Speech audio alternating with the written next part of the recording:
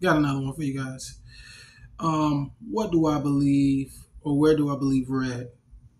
Currently, Earth is sitting in the fourth dimension, and inside of Earth, where we are at, is the third dimension, and we're trying to get to the fifth dimension. Outside of those parameters, I don't really go any further than that. The first and the second dimension, you can kind of conceptualize on your own.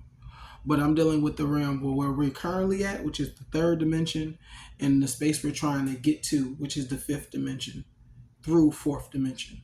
Now, why do I say we're in the third dimension?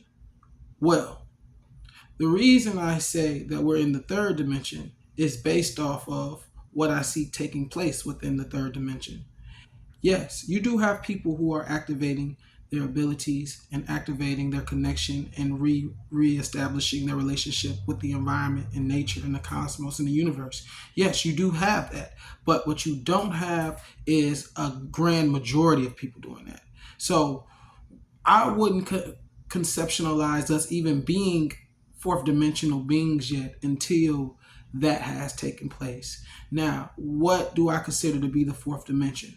Well, what I've learned is that the fourth dimension is actually the mental plane. So or should I say the beginning of the mental plane. But this is the thing, within the fourth dimension, we are not actually in like a set realm yet. That is the thing. We are in a like a dead zone, which is why outside of here you don't see any stars, or should I say you don't see any planets, or you don't see the sun like that. Let's not even say planets. Let's just say the sun. You don't see the rays of the sun shining throughout the universe, or shining so far till it's not shining anymore, and then you see darkness type deal. You don't see any of that. They've never showed you a picture of astronauts or even a drone being in space and they actually seeing sunlight. So what that means is that we are in a dead zone. That's why all the planets all around us is dead. But, or should I say, are empty vessels. Put that in your pipe, smoke. Just think about it. But what would it look like when we actually begin to go past the fourth dimension? Well, that's when I believe we will actually be fourth dimensional beings already and starting to transform into fifth dimensional beings. Now, what will happen in a fifth dimensional space? Okay, so hey, let me sum that up before we go to fifth dimension. The reason I'm saying that we are in the fourth dimension also is because you have not taken full ownership of this vessel. When this vessel passes on, you leave it. You don't go with the vessels back into the dirt. You guys separate from each other.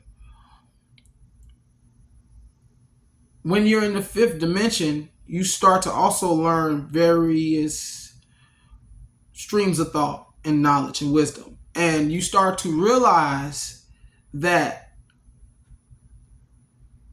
your mind has not only been limited, but you have been limited in how you're operating the actual vessel you're in. And so once we will reach a fifth dimensional state, this is kind of a space that I reached as a child in my dream state, which is where we'll be in a space where you will no longer just see us connecting and moving the elements like water, fire, air, wind, and like just different inanimate objects. You will actually start seeing us completely transform and create from these elements out of thin air. Like you will be, that's when we'll be like to the level of what Avatar is at, where they're actually taking elements and they're able to form like a rock. I don't need an actual rock. I can take a piece of the earth, take that earth and shape it into a sphere if I want to, right? That's when we're getting into those higher realms and the higher levels of the fourth dimension, where we're more further away from the third dimensional paradigm that we're existing in. Because Earth, she is naturally in a fourth dimensional state. but so when she's dreaming fifth dimensionally. Let's just keep it there for now, but we're in her. So that's how we know she has to be above us for this to be even operating as far as what realm of knowledge and information she's privy to, because that's really the limitations that we have here. But it's not necessarily the limitations on our mind, but the limitations on our body, because the body, just like you and because the body is synonymous with your consciousness or your awakened state, it has to fully trust that that's true. You know what I'm saying? So like there's levels to like overstanding realms and dimensions and realities. And so I'm going to leave it with, once we get to the fifth dimension, we'll literally not only be bending the elements, we'll be bending time and space itself. And so once we're past, we'll kind of be coming into that space of real timelessness, because time is really kind of just a cycle of energy that can be tracked and dated and kind of like angled. And, you know, you can get all these different directions from it. So that's what we utilize time for. But in the darkness, before the cosmos came into existence, we existed too. We existed then too. But that's what they don't want you to know. So that's why we have like the darkness outside, because we in a dark realm. We almost out of it though. Keep your head up. 13 love. I'm gone. Rise up, fly high, stay true like the nines. Real yellow, baby.